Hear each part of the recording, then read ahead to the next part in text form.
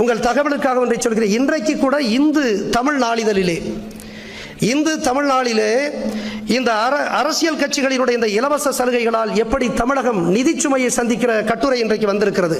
அதிலே நம்முடைய தமிழகத்தினுடைய நிதிச்சுமை கடன் 5.7 லட்சம் கோடி என்று இருக்கிறது. ஒவ்வொருவருடைய தலையிலும் நம்மையே கேட்காமல் 60,000 ரூபாய் கடனாளியாக ஆக்கியிருக்கிறார்கள். பிறந்த குழந்தைக்கு 60,000 ரூபாய் கடன். ஆக தமிழகத்தினுடைய அந்த நிதிச்சுமை கடன் சுமை 5.7 லட்சம் கோடி.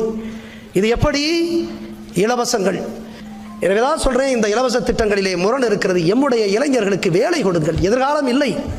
எமை போல அவர்களும் வாழ வேண்டும் என்று நாங்கள் ஆசைப்படுகிறோம். எனவே எம்முடைய மக்களுக்கு இது போன்ற பொருள்கள் கிடைப்பதற்கு நாங்கள் தடையாக இருக்கவில்லை. ஆனால் இதை காட்டிலும் எம்முடைய இளைஞர்களுக்கு வேலையை கொடுங்கள். அவர்கள் சுதந்திரமாக தன்மானத்தோடு அவர்கள் தங்களுடைய குடும்பத்தை அவர்களால் நடத்தி கொள்ள முடியும் என்று நான் சொல்ல ஆசை.